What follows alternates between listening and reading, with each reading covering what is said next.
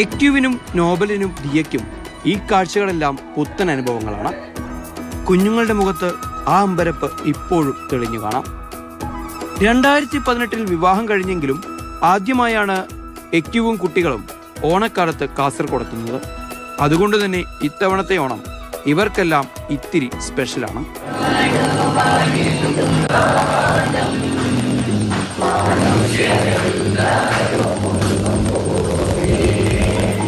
ബഹ്റൈനിൽ വെച്ചാണ് ബന്തെടുക്ക സ്വദേശി അനൂപും എക്യുവും പരിചയപ്പെടുന്നത്. പരിചയമൊടുവിൽ വിവാഹത്തിലെത്തി. ജോലി തിരക്ക് കാരണം അനൂപിന് ഇത്തവണ നാട്ടിലെത്താൻ കഴിഞ്ഞില്ലെങ്കിലും ഭാര്യയും മക്കളും നേരത്തെ എത്തി. ഇനി വരുന്ന ഓണക്കാലങ്ങളിലും കൊട്ടാരത്തിൽ വീട്ടിലെ ഓണാഘോഷങ്ങൾക്ക് മാറ്റുകൂട്ടാൻ മ്യാൻമറിൽ നിന്നും സകുടുംബം എത്തുമെന്ന് മനസ്സിലുറപ്പിച്ചാണ് എക്യുവും മക്കളും നാട്ടിലേക്ക് മടങ്ങുക. മാതൃഭൂമി ന്യൂസ്, കാസർഗോഡ്.